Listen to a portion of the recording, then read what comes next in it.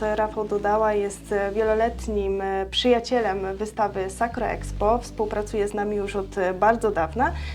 Właśnie chciałabym zapytać, od kiedy ta współpraca już trwa? Witam Państwa bardzo serdecznie. Tak, jeżeli mierzyć to latami, to z powodzeniem można nazwać to już przyjaźnią. Od kiedy? Od początku istnienia Centrum Duszpasterskiego, które notabene w tym roku przeżywa swój jubileusz 10-lecia. Więc jeżeli mówimy o historii tego miejsca, jakim jest Wesoła 54, to trzeba też mówić o historii relacji między Wesołą a Sakro Expo.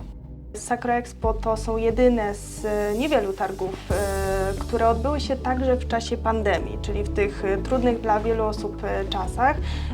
Pamiętam doskonale, jak Centrum Duszpasterskie było z nami wtedy właśnie, organizując też kilka z konferencji, które przyciągnęły zwiedzających. Jak ksiądz wspomina te czasy, I czy może potwierdzić to, że ta współpraca i te spotkania bezpośrednio na targach też nam bardzo pomogły w tych trudnych czasach?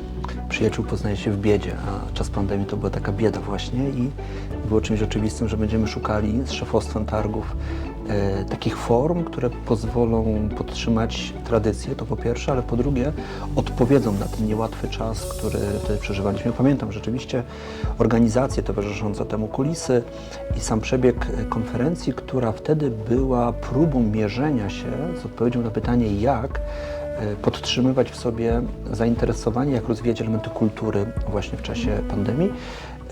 I to potwierdziło z jednej strony nasze zaangażowanie, mam na myśli Wesołą 54,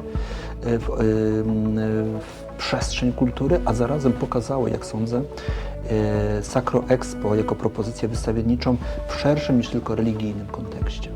Tak, była mowa o kulturze, była mowa o ikonach też między innymi, a także o wielu innych tematach w trakcie różnych konferencji, które odbyły się już na przestrzeni tych lat. Czy może nam ksiądz zdradzić, co planujecie w tym roku? Jaką konferencję, ewentualnie wydarzenie, które przyciągnie i być może będzie ciekawe właśnie dla naszych zwiedzających? Szukamy takiego tematu, którego jeszcze nie było. Jeżeli patrzymy wstecz, no to trzeba przywołać konferencje, które były poświęcone związkom ekonomii i etyki. Szukaliśmy odpowiedzi na pytanie o miejsce religii we współczesności w kontekście prześladowań. Często odpowiadamy na pytanie, że religia jest prześladowana, ale także są takie przypadki skrajne, kiedy ona staje się źródłem, zarzewiem przemocy.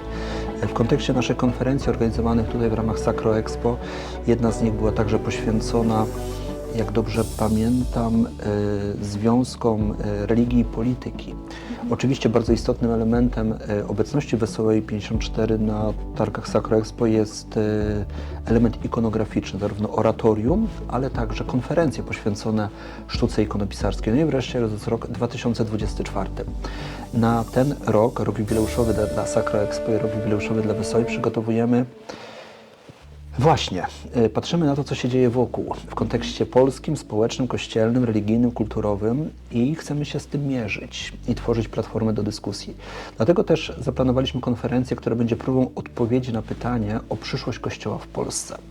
Dla zintensyfikowania i zaproszenia chcę dodać, że na ten temat będą głos zabierały osoby świeckie.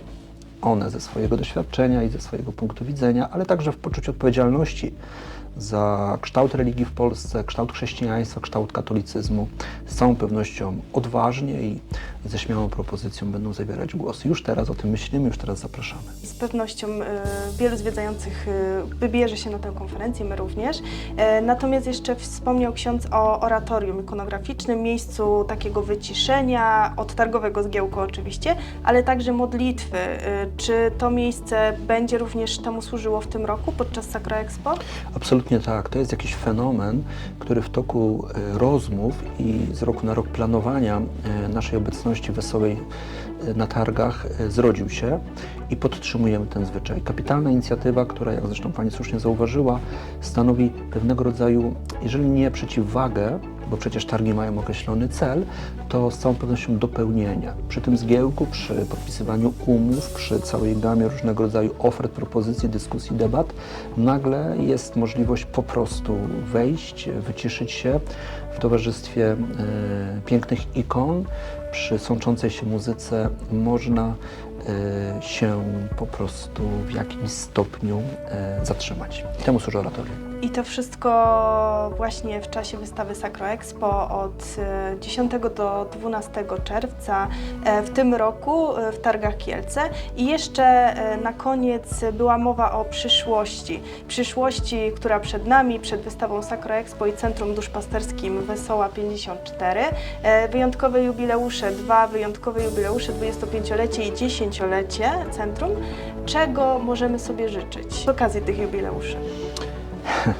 Piękne pytanie, które jest i zobowiązaniem. Ja może tak odpowiadając wprost i dyktowany troszeczkę też tym, co się u nas dzieje, wdzięczni za ten miniony czas, byśmy nie ustawali i w sposób kreatywny, otwarty, twórczy w konsekwencji, podtrzymując wzajemne relacje, szukali takich przestrzeni, w których będziemy mogli potwierdzać związek sakrum z kulturą, z debatą, z dialogiem, z poszukiwaniem człowieka. Dziękujemy bardzo. Mamy nadzieję, że Sakro Expo choć w drobnym stopniu spełnia tę funkcję i jest takim miejscem, gdzie faktycznie ta sztuka, kultura i biznes przeplatają się wzajemnie, ale jest też miejscem właśnie spotkania, wyciszenia i takiego wytchnienia. Dziękuję bardzo za rozmowę. Bardzo dziękuję i pozdrawiam.